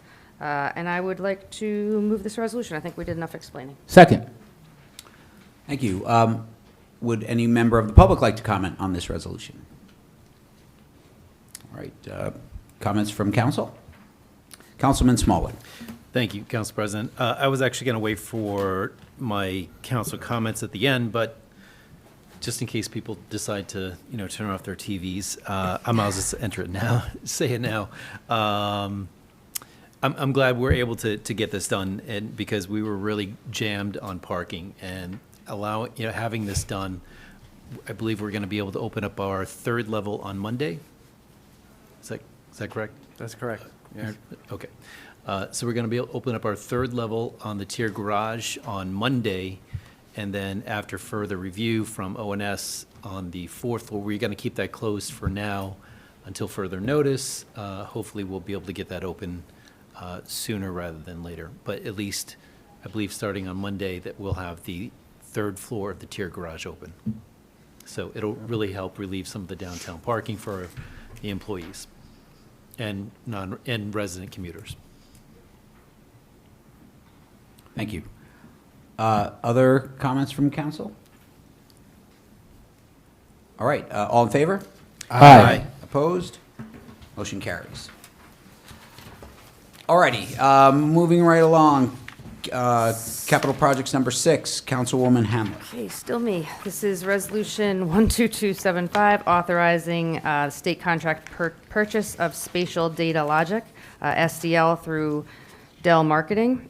The amount of this is $54,750 as a cost that we have every year, which I'll talk about a little more in my comments, but I'd like to pass this resolution. Second. Comments from the public? Comments from council? You just had one? Yeah, please, Councilwoman Hamlet. So I think SDL, for anyone who is sort of a municipal government geek, it's actually a pretty cool tool. You can learn a lot about SDL. There are some things right now, and Augusto and Director Schrager, you can opine on what we're missing, and I know that's sort of I talked with Augusto about it today, that's some of the permitting we can't do digitally. I would be curious to see, so right now we have 25 users that are priced out in here at a rate of like $2,100 each, and I used to sell something called NetSuite back in the day, and you'd be priced per user, but sometimes they would give bulk pricing. So I'm curious if they would work with us at all. Probably not. Doesn't sound like it, because it is a hefty hosting price. It's shocking. But yeah, I think it is what it is. It doesn't seem like there's any better options. But if you have any comments, Through you, Council President, I will say that SDL is fundamental, not just in some, but in a lot of municipalities, because the bulk of all zoning permitting, UCC permitting, engineering, stormwater, drainage, grading, all of those matters are saved in their databases. And we do recognize that it is an expensive service to use, but at least from my time working with the Division of Land Use, we've made tremendous improvements. Now getting, for example, digital zoning COs out, making the process simpler. And it's the tool we have now. It's the tool that works. And we're going to be working to keep improving with it. So thank you. Thank you. Other comments? All right, all in favor? Aye. Opposed? Okay, moving right along. Motion carries. Capital Projects number 7, Councilwoman Hamlet. Thank you, Council President. This is Resolution 12250, authorizing the execution of Memorandum of Understanding with Rutgers University for climate change-related hazard vulnerability assessment services. Whereas the Director of Engineering and Public Works Director has advised that this will be required as part of the city's land use element during the upcoming reexamination of the master plan. Rutgers University is conducting a pilot program to assist a select number of municipalities with the preparation of this at no cost to the participating municipalities, thereby providing the city with free technical services and valuable insight to the process. So I would like to move this resolution. Second. Comments from the public? Comments from council? All in favor? Aye. Opposed? Comment. Oh, I'm sorry, Councilman Pulaski.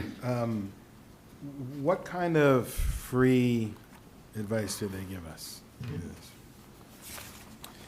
Yeah. And may I just get more specific? Like, can they convince people in this town it's time to put solar up on some of our buildings, maybe on top of the tier garage? Well, it's through you, Council President. I mean, they'll just be preparing an element of the master plan. So, I mean, obviously, if it's done well and it might inspire people to do so. But yeah, it's something otherwise we'd be paying a consultant to do. Likely our planner, and even our planner said this is essentially a no-brainer because it's essentially something they're doing for free. And this group at Rutgers is doing this all over the state, so they're, I'd call them the experts in it just because that's what they're immersed in. So, but that will include items such as that, so yeah. Okay, thank you. Thank you. Councilwoman Hamlet. Yeah, my only other comment, you don't have to answer me now, but there are a lot of deadlines in this, and I think from a planning board perspective, it's really important to keep council informed and the planning board. For example, there's a lot of deadlines in here, just giving you an example.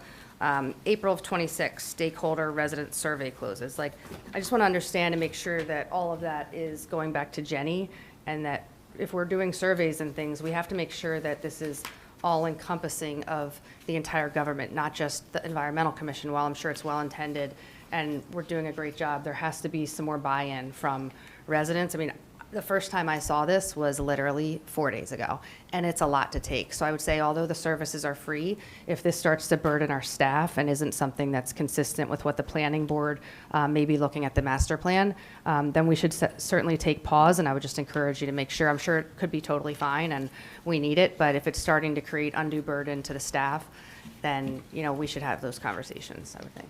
So that's all. Yeah. Thank you. Other comments? All right, all in favor? Aye. Opposed? Motion carries. Capital Projects number 9, Councilwoman Hamlet. Thank you, Council President. This is 12253, authorizing the execution of a memorandum of agreement between the NJDOT and the City of Summit for New Jersey commercial drivers license training services program. Superintendent of Public Works advises that many of the vehicles and equipment in the DPW require a valid commercial driver's license, CDL, to operate. And in an effort to reduce CDL renewal costs for DPW staff and the city, the superintendent recommends the execution of an MOA with New Jersey Department of Transportation, which will provide CDL training to DPW staff at a reduced cost. I would like to move this resolution. Second. Comments from the public? Comments from council? All right, all in favor? Aye. Opposed? Okay, motion carries. All right, moving along to Capital Projects number 9, Councilwoman Hamlet. Sorry, just need a breather for a second. So I'm going into my closed session packet. Okay, so we are at, The NW finish. yep. Okay.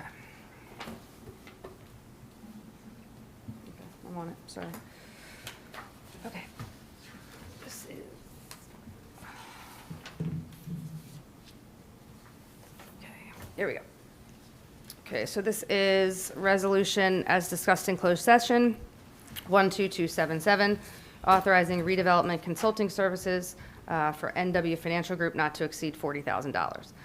The City of Summit has a need to acquire special. You skipped number 9. Yeah. Yeah, you're on number 9, you're doing 10. Harmon Holdings. Oh, Yeah. from Harmon Holdings. Mhm. Okay, can we just go with this one or no? No, let's do it in order so Okay. people following at home can understand. Okay.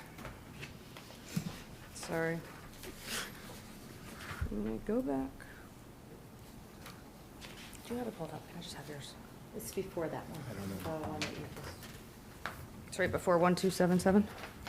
yeah, it's 12210.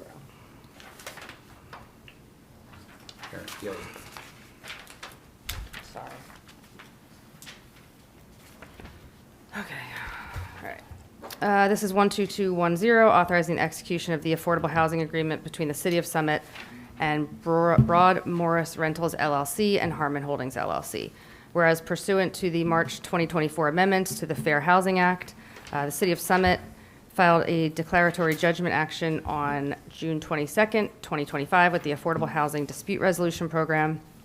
And the city was required to prepare and adopt a fourth-round housing element and fair share plan, which the city adopted with the planning board on June 23rd, 2025, endorsed with the Common Council on June 24, 2025, and submitted to the program for review on June 25th, 2025. Whereas Broad Morris Rentals, LLC, and Harmon Holdings, LLC collectively own Block 4008, lots 8, 9, and 11, and after the property, and intend to develop a mixed-use inclusionary project on the property.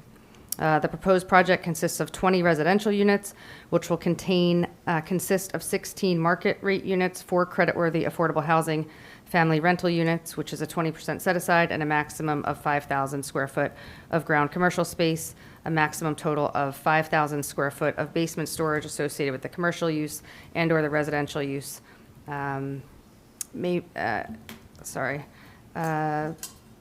In conjunction with ongoing efforts to satisfy the obligations of the FHA and the judicial requirements of the Mount Laurel Doctrine, the city has deemed it appropriate to take certain actions in support of the project, and I would like to move this resolution. Second. Thanks. Thank you. Comments from the public?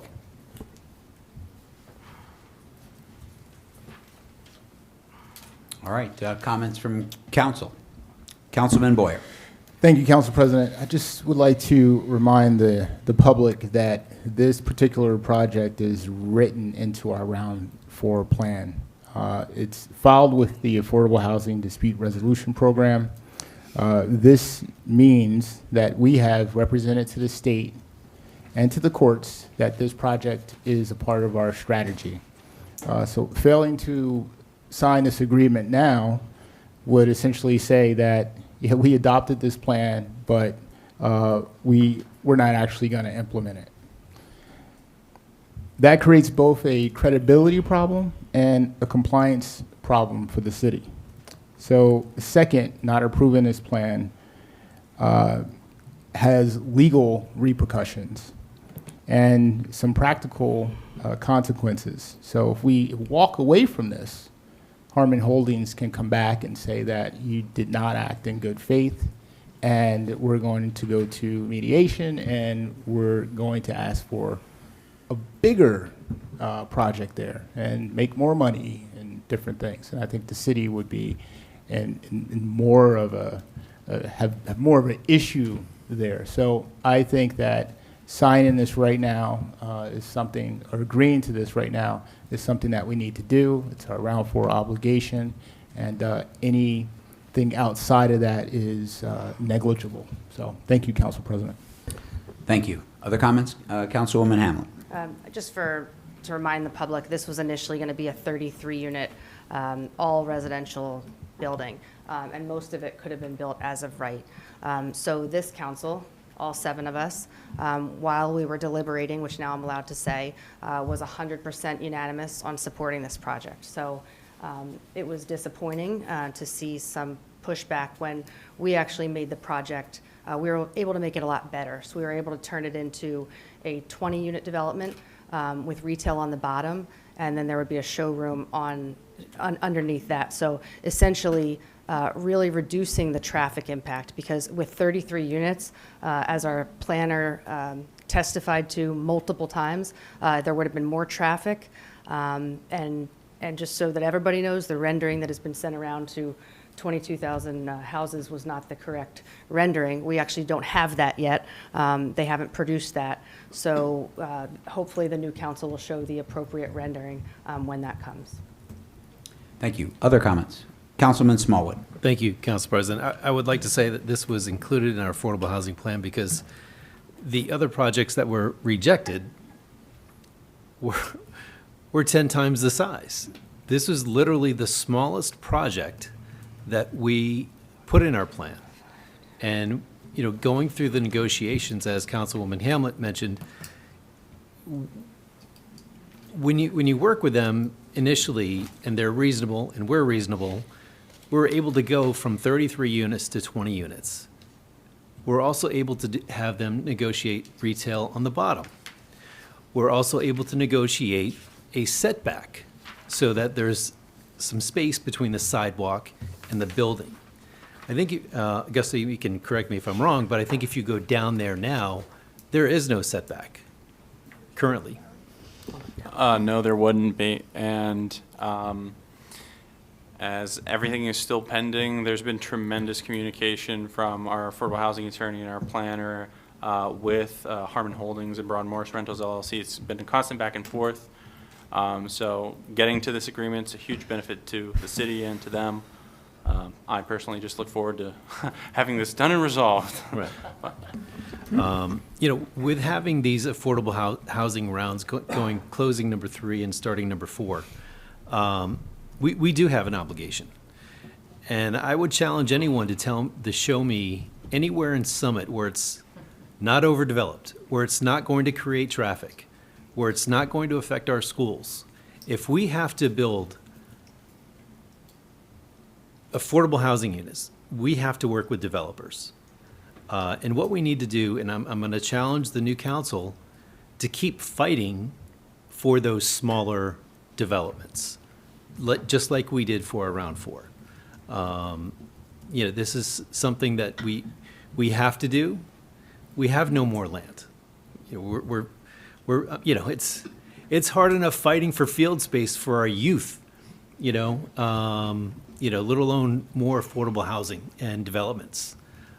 So I would challenge anyone in Summit to tell me wherever you put a development, it's going to be overcrowded. We're putting more people into our town, more cars, more children for our schools, and it's something that we need to fight as a council, as residents, to make sure that we're doing it responsibly. If it's a requirement, that's something that we have to do, but we can still do it responsibly. So with that, thank you, Council President. Thank you. Other comments? Yeah, I would just reiterate, actually, Harmon Holdings was very reasonable to deal with. They understood where the city was around all this, and we had a very good constructive dialogue, and I think we got to a pretty good place with this particular development. The reality is, it kind of conforms with the existing zoning already, with a tweak or two, but very, very minimal tweaks. So we had a good agreement. I agree, this is part of our process for Round 4. I don't think anyone is against development per se, as long as it's consistent with the character of our city. And we understand, we also want to promote affordable housing as well, within the guidelines of, not changing, blowing up the character of our town. And I think this particular development fits both of those criteria. So I am supportive of this as well. Okay. All in favor? Aye. Opposed? Motion carries. All right, now we're on to capital projects number 10. Councilwoman Hamlet. Okay, 3 more to go. Thank you, Council President. 12277, authorizing the redevelopment consulting services for NW Financial Group not to exceed $40,000. Whereas the City of Summit has a need to acquire specialized redevelopment consulting services for 2 economic feasibility studies in connection with pending litigation for the 4th round of affordable housing as a non-fair and open contract. Whereas the anticipated term of this contract is upon project completion of 2 site-specific feasibility studies through the remainder of 2025. Whereas Northwest Group has submitted a proposal upon request for these services. I would like to move this resolution. Second. Comments from the public? Comments from council? Yeah. Council Yes. President. Yes, please. I think Councilman you'll probably say it, how important this is. When you have developers come in and say that, hey, we need to build here and we're not exceeding our profitability, how do you fight that, right? How do you, what's your counter to that, right? I think this is important for us to actually hire someone to go out there and give us the information that we need so that we can make a vital and good decision. So I'll just say that, but you'll probably speak a little more about it. Thank you. Yep. Thank you. Other comments from council? Yeah, I would just say, as Councilman Boyer pointed out, this, with the process that has been created by the legislature, you know, developers do this for a living. They have their numbers, et cetera. They make all these statements about what's feasible, what's not feasible. And unless you're investing in professionals who can give you information, I mean, no one up here, to my knowledge, is a developer. So we need to have some people who can put some real numbers on this so we can have a negotiation. And this is all about having a negotiation. But yet again, this is another check that the taxpayers need to write, because the system that is in place is, I'm going to say it, it's ridiculous. It's you know, I don't know how you make this up, but they made it up, and yet this is another thing. So this is necessary. We kind of have to do it, and I'm hoping that the numbers they will help us defend the city's position. So I am in favor. Councilwoman Hamlet. Yeah, I spent a lot of time and talking to Augusto about this today, but this is actually really helpful, not only for the taxpayer, but for elected officials, because it gives you a tool. As Mike said, none of us are developers. Municipalities don't have to allow more density because of what's called a windfall. So if a developer's getting a windfall, right, which is profits that exceed X amount, we are allowed to challenge that. We're allowed to say that you don't deserve a windfall. It flies in the face of Mount Laurel. And when you look at the numbers and the different scenarios, it's very eye-opening, and you can have a very, very intelligent and unbiased, objective conversation with your colleagues, and you can really determine what a windfall is. This is probably the best money we've spent. They are super professional, super helpful. I just want to thank them for all their time this week and last week. It's been an eye-opener for me, and Claire, I'm going to follow up with you and just sort of let you know what I've come up with over the last couple of days to make sure you guys are set up for success in 26. Thank you. Other comments? All right, all in favor? Aye. Opposed? Okay, motion carries. Capital projects number 11, Councilwoman Hamlet. Okay, I'm coming. All right. Sorry.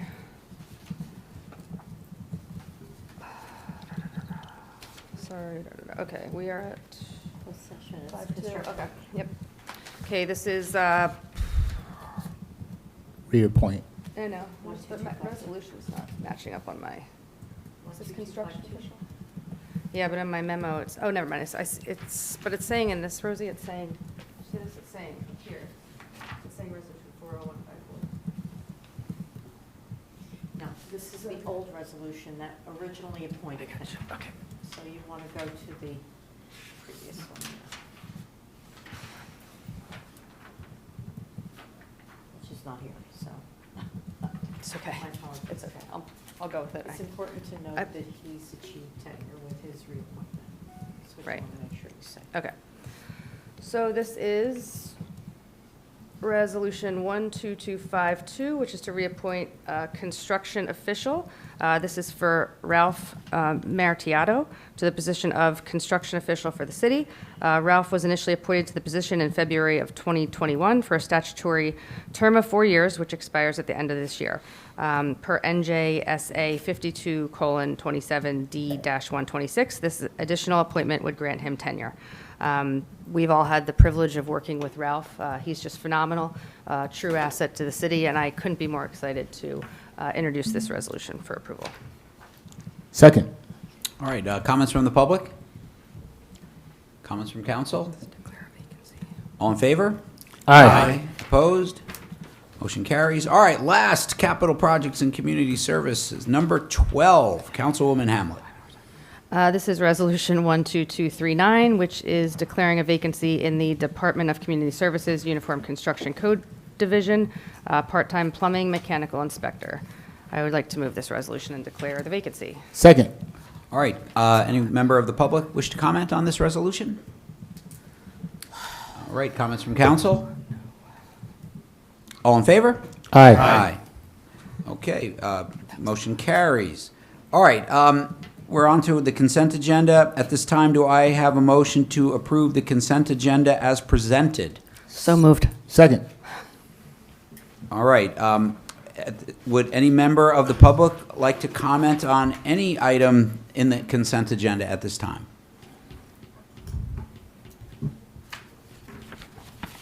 Give me a sec. No? Okay, members of council? Councilwoman Hamlet. Just because I forget what this was, Director Sugar, can you just give the public, for Dormis and Orchard Street, the improvements, just ballpark, you don't have to go into specifics. Certainly, through you, Council President, 2 capital improvement projects that are on there. Orchard Street, just because some residents reached out, it's only the city-owned portion, which goes from essentially the cul-de-sac where it ends at the top down to Morris Avenue. So mostly milling and paving, sidewalk restoration, a little bit of drainage and sanitary sewer work. For Doremus, started predominantly as a sanitary sewer project since there are some houses that weren't connected into a sewer line, so that's being addressed, but it gives us an opportunity to also look at the street itself, curbing, drainage. Nothing I mean, it's major construction, but it's not generally altering the state of the roads that exist there. But with Doremus, we are also able to get into Williams and Sayer Street, so we'll take care of that neighborhood, those 3 streets as well. So, but they should go out. Should be early spring construction, assuming we get good bids. Great, thank you. Other comments from council? All right, all in favor? Aye. Opposed? Motion carries. Okay. At this time, we are on the public comment section of our meeting. Any member of the public would like to approach the dais with a public comment? Oh, and thank you for our city professionals Thank for you, Aaron. staying. Have a good evening. Drive safe.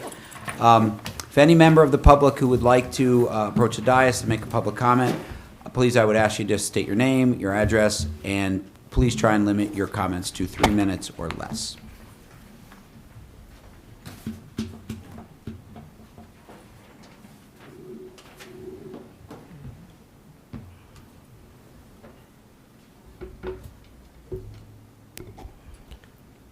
Good evening.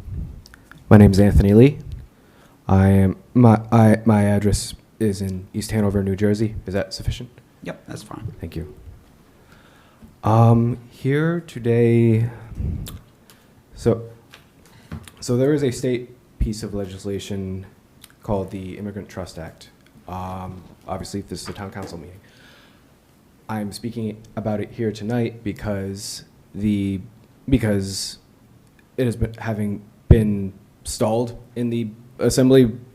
So immigrant rights groups and advocates are asking local councils to make resolutions pledging to do the like.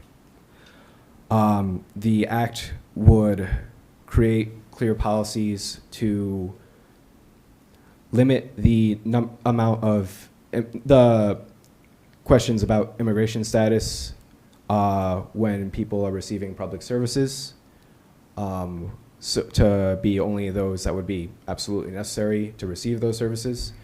Would keep that information from National Immigration Enforcement, ICE Immigration Enforcement. And would require local police to report on any collaboration they have with ICE. The point of this is to allow immigrants who are a part of our communities. We can have disagreements about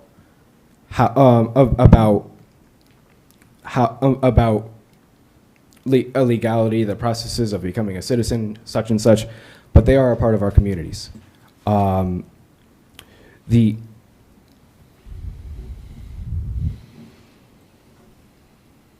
Sorry, collecting my thoughts. And the point is that that these people can access essential services like healthcare, education, without being afraid. And if you turn on the news for any given amount of time, there's plenty of reason to be afraid. people who are in the system legally who are coming to their immigration appointments only to be trapped at the door of their appointments. Judges who try to warn them about this, who themselves have been apprehended for trying to warn them that they're going to be cornered. People who are citizens being taken away by ICE. Also, I know I'm right about out of time. Just want to add, Perth Amboy and Rahway City Councils have adopted such resolutions. I would encourage you all to do the same. Thank you very much. Thank you for your comments. All right, other member of the public, any other members of the public wish to comment? Good evening, Council President, Mayor, Anonymous. Yeah, so I wasn't really going to come to the meetings anymore and stuff for a little bit. I was going to do it next year when there was a new transition of power, new council, whatnot. But I figured, there's a lot of things I didn't get to mention over the last couple of meetings with all the other things that had happened and stuff. It kind of diverted my attention away from some of the other things or whatever. And I do want to put on the record, some of the stuff that I've been dealing with in terms of constant harassment and defamation and slander, just somebody who comes to me. And I love these meetings. I love coming to these meetings, Here and all the other towns that I go to, I enjoy this. I like a little bit of trash TV here and there, but this is generally what I enjoy doing. I like coming to these meetings. So, I'm not even running. And it's amazing the amount of attacking and harassment, and this and that. People online calling me a sex offender. I got a death threat back in September. I got a death threat. Through the chair to Councilman Boyer, I got a death threat. So I want to put this on the record because I think a lot of you would be surprised if you'd realize the kind of attacks that I've dealt with, the kinds of harassment. And through the chair to Matt, I do like you. You are a good lawyer. It's okay. You can also, disagree with people and be critics and still like them, but I'm glad we made up. But yeah, it's absurd. It's ridiculous. I'm somebody who comes to meetings and I speak my mind and I have views and I have firm beliefs and stuff, Part of the reason why I come to meetings and how I got involved in this was I've been wronged my whole life by people in authority positions, principals, teachers, parents, police officers, priests. I've never even told my family about this, but during a face-to-face confession with a priest when I was about 10 years old, he inappropriately was touching me as I'm giving a confession, as I'm remaining vulnerable by people you're supposed to entrust. So I take issues with people in authority positions, and I like to challenge unchecked power. I brought my Magic 8-Ball back. This is my virtual Magic 8-Ball. And this thing's great because it gives you the answers, it's artificial intelligence. And you sign it a personality. This one's named Georgina. And I'm going to ask Georgina, and you got to shake it just like the old one. What kind of a person would make remarks like this, would make death threats? What kind of a person would do something like that? Give it a shake. This AI Magic 8-Ball can ensure you that the person making these remarks and death threats is categorized as a cowardly simp with no balls, lacking love in their personal life. All right, you got to, thank you. It's AI for you. Thank you, Council President. Thank you for your comments. All right, other comments from the public? All right, seeing none, I'm going to wrap up public comment section. We're on now to council member comments and new business. Now's our chance. Council President. Yes, Councilman Boyer. So the Summit Housing Authority will be hosting its Thanksgiving dinner for residents at Vita Gala this Saturday. Members of Pilgrim Church will be preparing the food and putting together festive items for everyone. I know that the residents there are really looking forward to it. I'm a big fan now. I'm hooked with the folks at Vita Gala, I got to tell you. But if you would like to support that effort, I know it's giving season. Please consider donating to Pilgrim Church. Just want to let you know that. If that's something that you would like to do, you can always hit me up on Facebook and I'll put you in touch with the right person. Secondly, just would like to say that it is that season. I'm a cybersecurity guy. It's that season when folks are getting a lot of emails because they want you to click on links and stuff like that, especially on Facebook and different things. Please be aware that there are a lot of fraudsters out there. If you get an email saying that somebody accessed your bank account, they probably didn't. Don't click on it, right? Like, put MFA, multi-factor authentication, with everything you got. If you have an iPhone, it's pretty cool because the face recognition is pretty good. So please be aware of these things. The FBI has put out multiple different warnings about this, and a lot of people don't take it that serious. But these fraudsters, I'll call them because I'm a little older, they're annoying. They kind of ruin people's lives for a little bit, So be careful, be on the lookout, and that's it. Thank you, Council President. Thank you, Councilman Boyer. Other comments? Councilwoman Hamlin. Just a 2-second one. Happy belated birthday to Rosie. Just want to say thank you for everything. I've never met anybody who works harder for the city, and just want to say thank you for everything. You put in more hours in 2 days than most people put in 10. I've just never seen a work ethic like yours. Happy birthday. Thank you. Thank you. Other comments? Councilman Pulowski. Thank you. So, some of you may know we lost a longtime resident, friend, and huge contributor to the Summit community yesterday. Toby Wesson departed this world, surrounded by his large and loving family. Mr. Wesson, as I've called him since the 5th grade, was instrumental in raising funds for renovations to St. Teresa's Church and Overlook Hospital. He pretty much started Summit Hockey, founding the club team at the high school in the 80s, which shortly thereafter became a very successful varsity program. The team's Unsung Hero Award is called the Toby Wesson Award to this day. I could say more, but nothing I will say will do him justice. So I'll end by saying we'll miss you, Mr. Wesson, and the Hilltopper community is better for having known you. Thank you for those comments. Other comments from council? Yeah, I'll just wrap up and say I'm sorry that you've gone through that, Mr. Anonymous.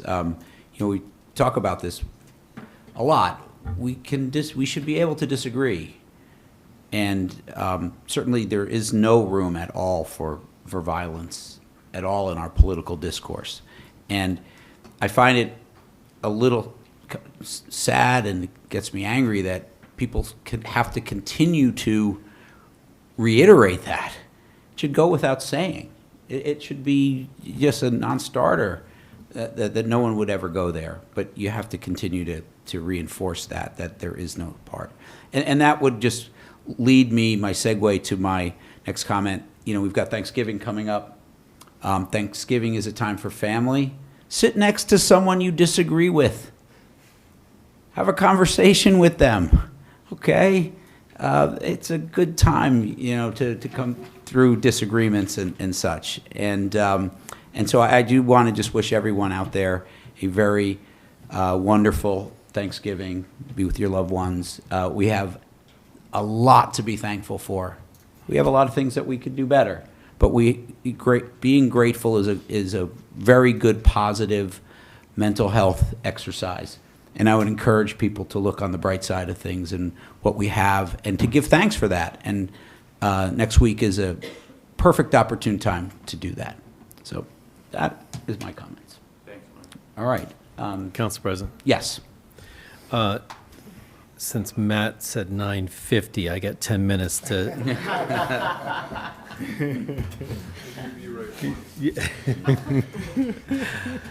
I would like to make a motion to adjourn. I'll second. All in favor? Aye. All right, we are adjourned.